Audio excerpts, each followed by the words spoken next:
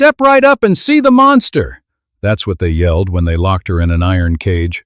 Standing over 6 feet tall, she was the territory's most feared widow. But one solitary mountain man didn't see a beast.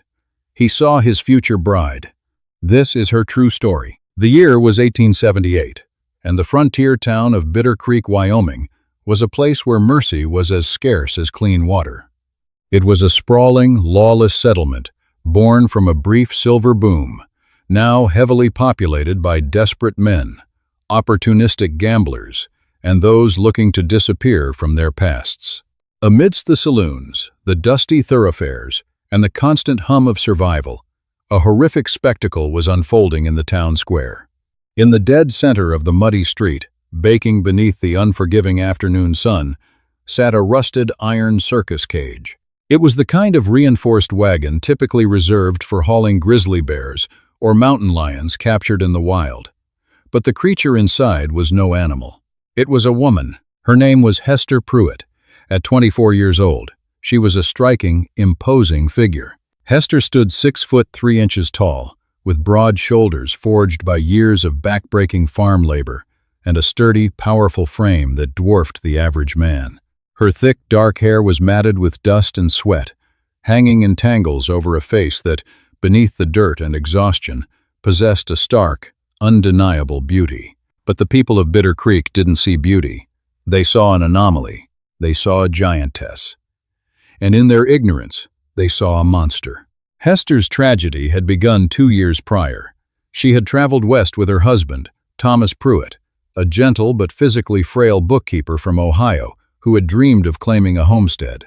Hester had loved Thomas fiercely, and because of his weak constitution, she had taken on the lion's share of the heavy labor. It was Hester who swung the splitting maul to build their cabin. It was Hester who hitched herself to the plow when their only ox died. And it was Hester who carried a stray calf 2 miles through a blinding snowstorm in the winter of '76. But out on the frontier, anything different was viewed with deep suspicion. When a vicious bout of cholera swept through the valley, it claimed Thomas's life within 3 agonizing days. Hester, possessing an ironclad immune system, survived without a single symptom. Grief-stricken and entirely alone, she buried her husband with her own 2 hands. Instead of offering sympathy, the deeply superstitious townsfolk of Bitter Creek turned on her. The local women whispered that no normal woman could be that large or that strong. Rumors spread like a brush fire. They claimed Hester was a witch, that she had suffocated poor Thomas in his sleep, and that her unnatural size was a curse from the devil himself. The town's paranoia was ultimately weaponized by Judson Tate, a vile, sharp-suited opportunist who ran a traveling medicine show and trafficked in human misery. Tate held the promissory note on the Pruitt farm, a debt of $400 that Thomas had secretly borrowed to buy seed. With Thomas dead and Hester unable to produce the cash, Tate didn't just foreclose on the land, corrupting the local magistrate. Tate claimed Hester herself as property to pay off the debt. He branded her a dangerous lunatic, locked her in the iron cage, and paraded her from settlement to settlement, charging onlookers a nickel to gawk at the giant widow. For 3 months, Hester endured unimaginable humiliation. She was fed scraps through the iron bars. Drunken miners threw rotten apples, clods of mud, and crude insults at her. She had stopped speaking, retreating deep into her own mind to survive the daily torment. She sat in the corner of the cage, her knees pulled to her chest, her haunted brown eyes staring blankly at the wooden floorboards as the crowd of Bitter Creek jeered outside. "Look at the size of those hands," a toothless prospector cackled, rattling a stick against the iron bars. "I bet she could crush a man's skull like a walnut." "Stand up, beast!" another yelled, throwing a handful of gravel that stung Hester's cheek. Judson Tate stood on a wooden crate beside the wagon, twirling a silver-tipped cane and soaking in the crowd's vile energy. "That's right, gentlemen. Behold the giantess of the plains, a woman of unnatural proportions. And today, she is up for auction. Who needs a beast of burden? She can pull a wagon, haul timber, or work the darkest shafts of your silver mines." The crowd roared with laughter. Inside the cage, Hester closed her eyes, praying for the earth to open up and swallow her whole. But the earth did not open. Instead, A heavy, suffocating silence suddenly began to ripple through the outer edge of the mob. The jeers slowly died down, replaced by a nervous, palpable tension. Men stepped aside, their bravado evaporating as a solitary figure rode slowly into the town square on a massive, pitch-black draft horse. It was Wyatt Caldwell. Wyatt was a legend in the high country, a mountain man who spent his life trapping, hunting, and surviving in the brutal, unforgiving peaks of the Wind River Range. He only came down to civilization twice a year to trade his pelts for coffee, gunpowder, and salt. Wyatt was a man carved from the very granite of the mountains he called home. He stood a hair under 6'4", wrapped in a heavy wolfskin coat despite the afternoon heat. His face was weathered leather, framed by a thick, dark beard, and his eyes were a piercing, icy gray that seemed to look right through a man's soul. Strapped to his thigh was a heavy Walker Colt, and resting across his saddle horn was a Henry repeating rifle. Wyatt guided his massive horse through the parting crowd. The air grew thick. He hadn't come to Bitter Creek looking for trouble, he had come for supplies. But as he crested the square and his icy eyes locked onto the rusted iron cage, he pulled sharply on the reins. He saw the mud on the floor. He saw the cruel, grinning face of Judson Tate. And then, he saw her. Hester slowly lifted her head. Through the rusted bars, her deeply bruised, tear-streaked face met the steady, unblinking gaze of the mountain man. For a fraction of a second, the rest of the world melted away. Wyatt didn't see a monster.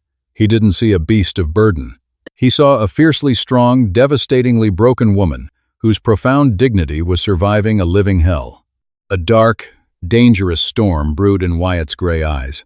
He swung his heavy boots down from his horse, his boots hitting the dusty street with a heavy, ominous thud. The crowd held its breath. The mountain man was about to intervene. Wyatt Caldwell didn't walk. He stalked toward the wagon like a predator, cornering its prey.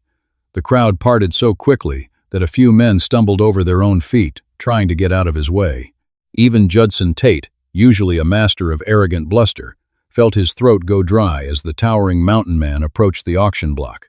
"Step right up, friend," Tate stammered, attempting to maintain his showman's smile, though sweat was now beading on his forehead. "Care to make a bid on the giant widow?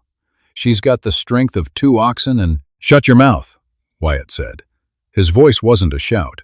It was a low, gravelly rumble, quiet, but carrying a lethal promise that instantly silenced the entire town square.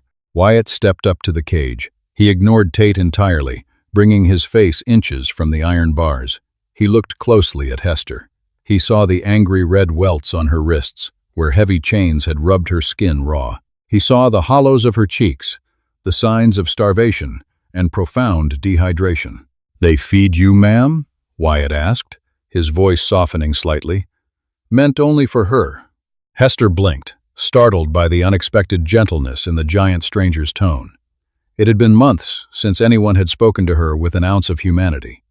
She slowly shook her head, her voice a raspy whisper. "Not since Tuesday." Wyatt's jaw tightened. The muscles in his neck strained against his collar. He slowly turned his head to look at Judson Tate. The showman took a reflexive step backward, nearly tripping off his wooden crate. "I'm taking the woman," Wyatt stated flatly. Tate swallowed hard, trying to summon the courage of the local law. "Now, hold on a minute, stranger. This here is a legal auction. I hold the deed to her debts. $500. If you want her, you have to bid like everyone else." A local miner, emboldened by the whiskey in his belly, chimed in from the crowd. "Yeah, I bid $50 for her. I need someone to haul rocks out of my claim." Wyatt didn't even turn to look at the miner. With a blinding speed that defied his massive size, Wyatt reached under his heavy wolfskin coat. He didn't draw his gun. Instead, he pulled out a heavy, tightly drawn leather pouch.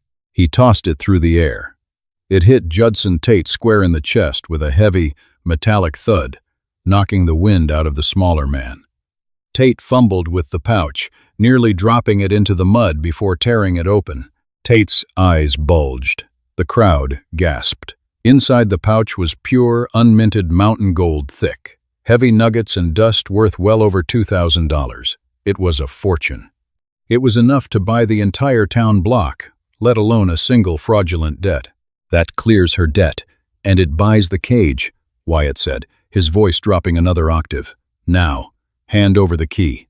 Tate, trembling with a mixture of overwhelming greed and sheer terror, clumsily reached into his vest pocket and produced a heavy brass key. He held it out, his hand shaking violently. Wyatt snatched the key. He turned to the padlock securing the heavy iron door. With a sharp twist and a heavy clang, the lock gave way.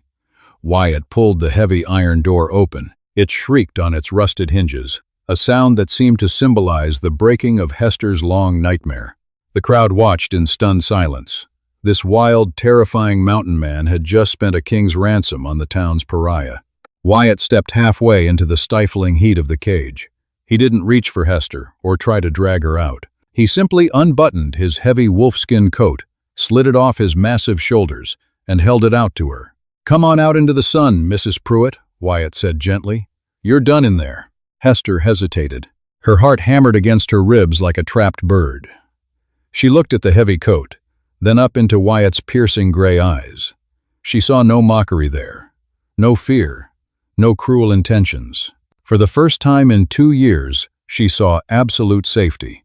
With trembling limbs, Hester slowly rose to her feet. As she stood to her full height of 6'3", the crowd murmured nervously, taking a collective step back. But Wyatt didn't flinch. He didn't look intimidated. If anything, a flicker of profound respect crossed his rugged features. As she stepped out of the cage, Wyatt draped his heavy, warm coat over her shoulders. It engulfed her, smelling of pine needles, wood smoke, and clean mountain air. It was a shield against the glaring eyes of the town. Wyatt turned to the crowd, his hand casually resting on the grip of his Walker Colt.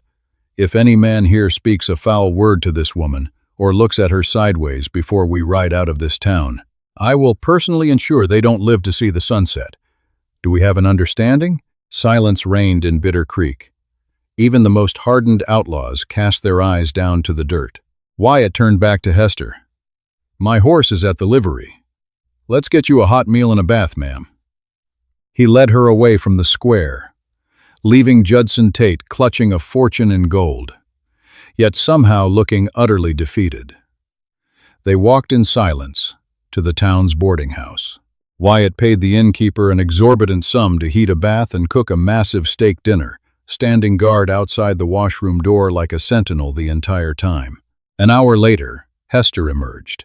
The dirt and grime were gone. Her dark hair was brushed and fell in thick waves down her back. Wearing a clean, simple dress the innkeeper's wife had hastily adjusted to fit her towering frame, she looked magnificent, a strong, resilient goddess of the frontier.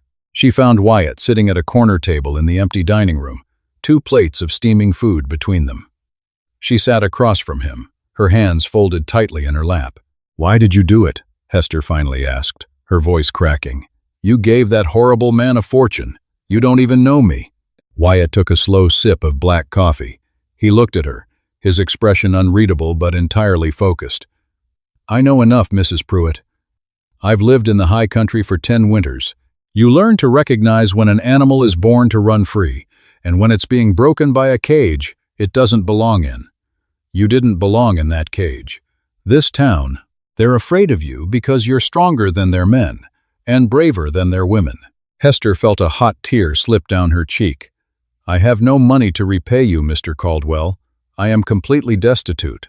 If you bought me to work your claim—" "I didn't buy a slave," Wyatt interrupted softly. He set his coffee cup down. "I bought your freedom from a corrupt man.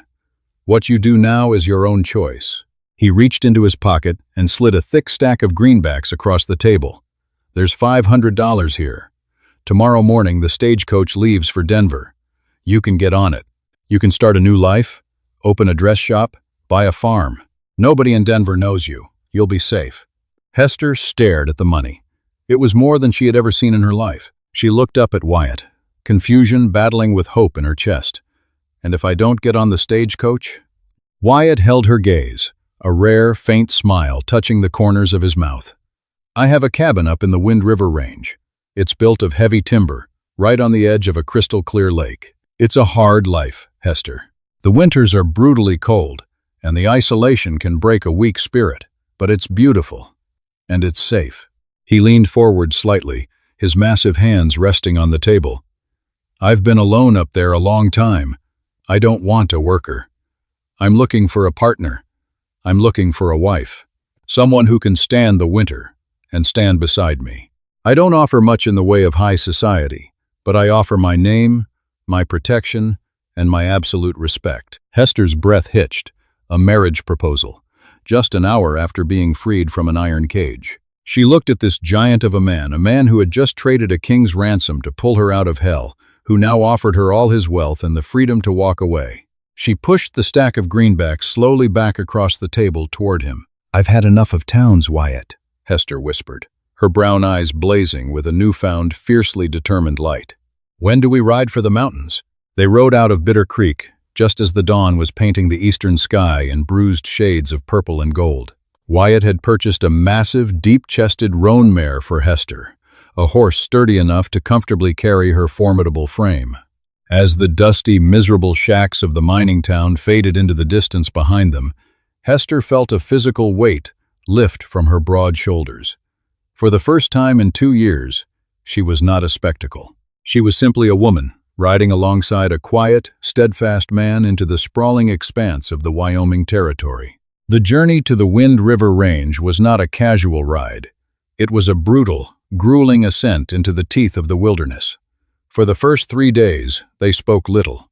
Wyatt led the way on his black draft horse, navigating the treacherous switchbacks and rocky ravines with the practiced ease of a man who knew the land better than he knew himself.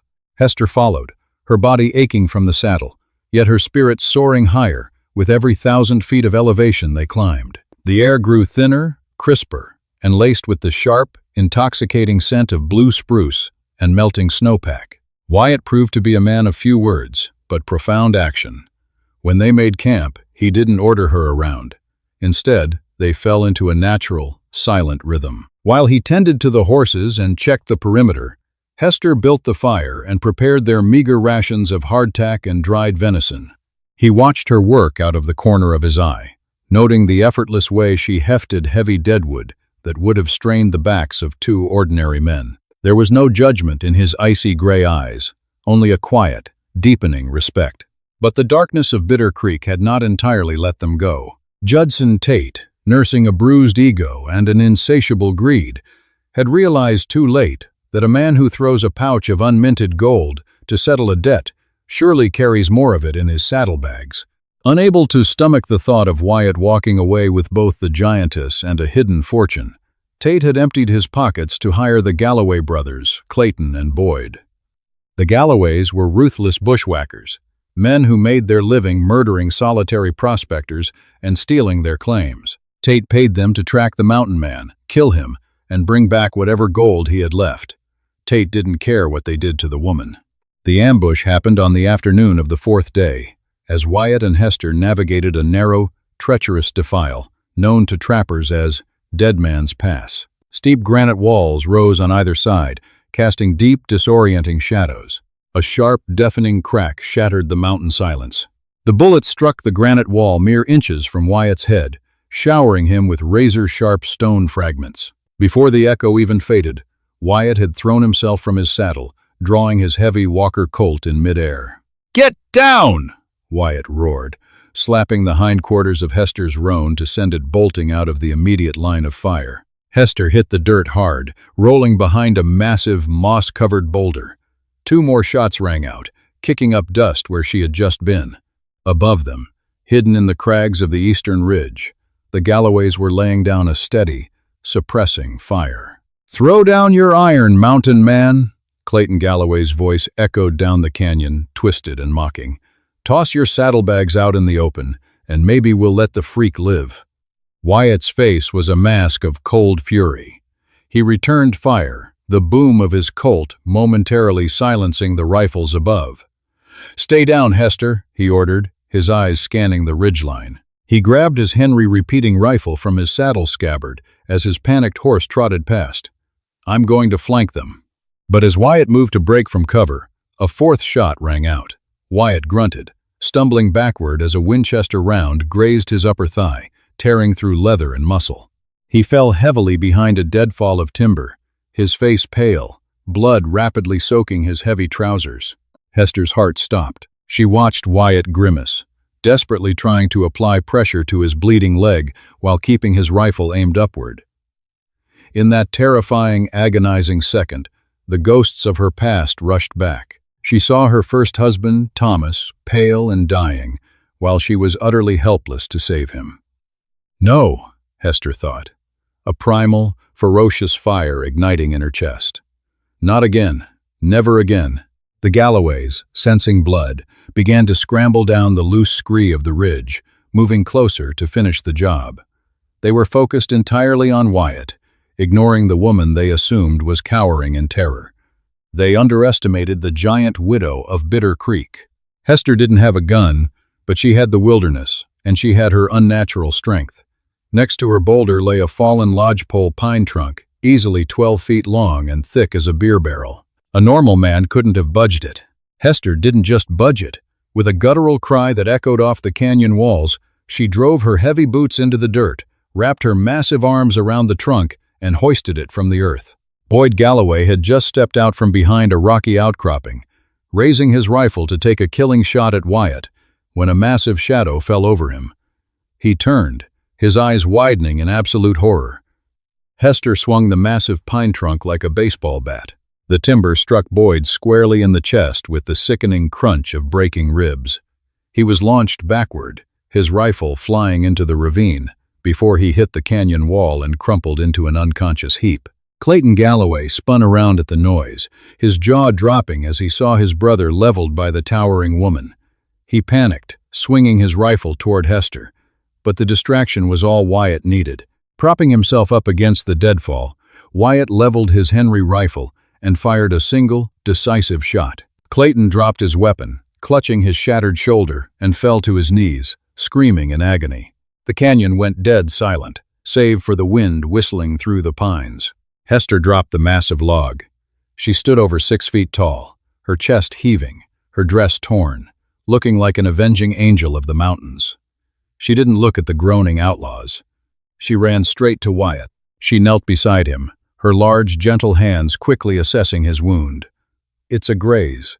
Clean through the meat, missed the bone," she said, tearing a strip of linen from her petticoat to bind the wound. Her hands were steady, her voice calm despite the adrenaline surging through her veins. Wyatt looked up at her. He didn't thank her for saving his life. The gratitude in his eyes was deeper than words. He reached out, his calloused hand gently touching the side of her dirt-streaked face. "I told you," Wyatt murmured, wincing as she tightened the bandage. "I knew you were a partner, not a captive." They left the Galloway brothers bound tightly to a tree for the territorial marshals to find, their horses and weapons confiscated. As they continued their ascent, the dynamic between them had fundamentally shifted. They were no longer a rescuer and the rescued. They were equals. They were survivors. 2 days later, they breached the timberline and descended into a hidden, breathtaking valley. In the center sat Lake Ouzel, its waters a deep, crystalline sapphire reflecting the snow-capped peaks. On the northern shore stood Wyatt's home, a large, masterfully constructed cabin made of massive, interlocking spruce logs. It was a fortress built to withstand the end of the world. As luck, or perhaps divine providence would have it, they were not the first to arrive at the lake that week. Judge Harrison Wade, a rugged, silver-haired circuit judge who traveled the remote mountain settlements to settle disputes and record legal matters, had made camp near Wyatt's cabin to fish before heading back down to the lowlands before the first snow. That very evening, beneath a canopy of 10,000 brilliant stars and the shimmering glow of the Milky Way, Judge Wade married them. There were no white dresses, no church bells, and no cruel townsfolk to gawk. Hester wore her simple cotton dress.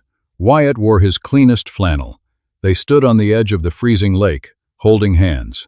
"Do you, Wyatt Caldwell, take this woman, to protect and honor, in the harshest of winters and the briefest of summers?" Judge Wade's deep voice resonated across the water. "I do," Wyatt said, his grip on Hester's hand firm and unwavering. "And do you, Hester Pruitt, take this man as your equal and your husband, to stand beside him when the wolves howl and the ice takes hold?"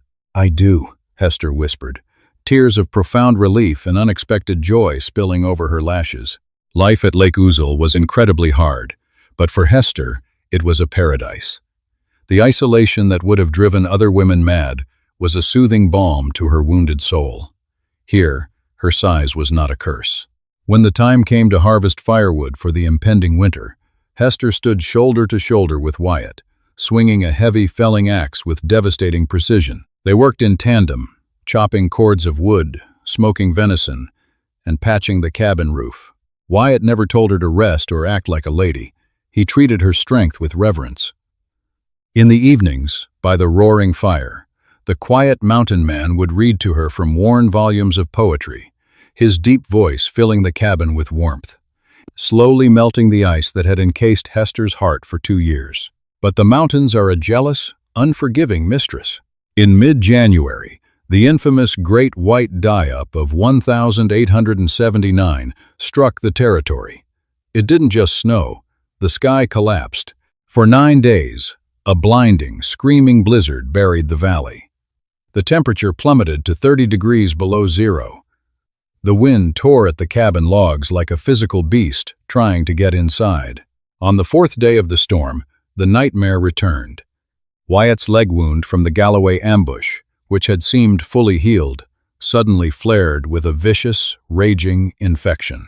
The sudden drop in temperature and the dampness of the cabin had allowed a dormant fever to take hold. Within hours, Wyatt was delirious. His massive frame shivered violently under 3 layers of bearskin blankets, his skin burning to the touch. Hester sat by his bedside, terrified. The wind howled outside, a mocking reminder that they were completely cut off from the world. There was no doctor. There was no medicine show. There was only her. "Thomas," she accidentally whispered in the dark, the trauma of her past bleeding into the present. She squeezed her eyes shut. "No, I am not the same woman, and you are not taking this man." Hester went to work with a terrifying mechanical efficiency. She knew she had to keep his core temperature from fatally spiking while simultaneously sweating out the infection. She brewed a heavy, bitter tea from willow bark they had harvested in the fall, a natural remedy for fever. When Wyatt was too weak to drink, she cradled his heavy head in her lap and spooned the liquid past his cracked lips, hour after hour. But the real danger was the cold. The fire was consuming wood at an alarming rate just to keep the cabin from freezing over. On the 6th day, the indoor woodpile was exhausted. Hester looked at Wyatt, whose breathing had grown shallow and raspy. She wrapped herself in Wyatt's heavy wolfskin coat, the very coat he had placed over her shoulders on the day he bought her freedom. She tied a thick rope around her waist and secured the other end to the heavy iron latch of the cabin door. She stepped out into the blizzard. The cold hit her like a physical blow, stealing the breath from her lungs. The snow was waist-deep and falling so fast she couldn't see her own hand in front of her face. The woodpile was only 20 yards away, but in the whiteout, it might as well have been a mile. Leaning her massive frame into the hurricane-force winds, Hester pushed forward. She used every ounce of strength in her powerful legs to break the trail. She found the woodpile beneath a snowdrift, loaded an impossible amount of split logs into her arms, and hauled herself back along the rope. She did this trip 5 times. Her hands bled, her eyelashes froze, the frostbite nipped at her cheeks. But every time she thought of giving up, she pictured Wyatt, standing in front of that iron cage in Bitter Creek, challenging the whole world for a woman he didn't even know. On the 8th night, the wind finally broke. Hester, exhausted beyond human limits, was slumped in a rocking chair by the roaring fire, staring blankly at the flames. Her hands were wrapped in bandages, her face gaunt. A raspy, weak voice broke the silence. "You're a stubborn woman," Hester Caldwell. Hester snapped her head up. Wyatt was awake. He was pale, incredibly weak, and soaked in sweat, but his gray eyes were clear. The fever had broken. Hester practically fell out of the chair, rushing to his side. She buried her face in his chest, her massive shoulders shaking as she sobbed not from sorrow, but from a profound, overwhelming triumph. She had fought the devil, the mountains, and death itself, and she had won. Wyatt weakly lifted a hand and stroked her tangled, dark hair. "I reckon," he whispered, a small, genuine smile gracing his lips, "I made the best bargain in the history of Wyoming." When spring finally broke the icy grip of the Wind River Range, it brought with it a profound sense of rebirth. The snowmelt fed Lake Uzel until it roared over the granite spillways, and the valley bloomed in a riot of purple lupine and yellow arrowleaf. Inside the log cabin, a different kind of thaw had taken place.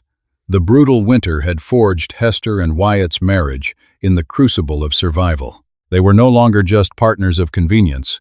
They were bound by a deep, unspoken, and unshakable devotion. Wyatt's strength had become Hester's shield, and Hester's unwavering resilience was Wyatt's anchor. By late May, the mountain passes were clear, but their supplies of coffee, sugar, and flour were running dangerously low. Furthermore, Wyatt had accumulated a massive haul of prime winter pelts, beaver, fox, and ermine. It was time to trade. "We don't have to go back to Bitter Creek," Wyatt said one morning, securing the heavy leather saddlebags. "We could ride an extra 4 days south, go to South Pass City instead." Hester stood by the hearth, strapping her heavy hunting knife to her belt. She looked out the window at the towering, sunlit peaks. "No. Bitter Creek is the closest market, and the pelts will fetch a better price there," she said, her voice steady. "I am Mrs. Wyatt Caldwell now. I have no reason to hide in the shadows." The descent was far easier than the climb, but as they crested the final ridge overlooking the sprawling, dusty mining town, Hester felt a phantom tightness in her chest. She took a deep breath of the pine-scented air and pushed the fear down into the earth. They rode down the main thoroughfare exactly as they had left it months prior, but the dynamic had shifted completely. The town was just as filthy and desperate, but Hester was transformed. She sat tall and straight in the saddle of her massive roan. During the long winter nights, she had meticulously sewn a beautifully tailored riding jacket from supple, cured buckskin.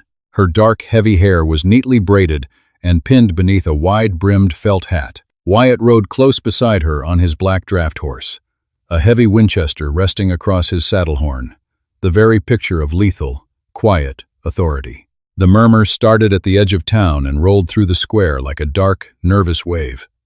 Miners dropped their pickaxes. Saloon girls leaned over the wooden balconies.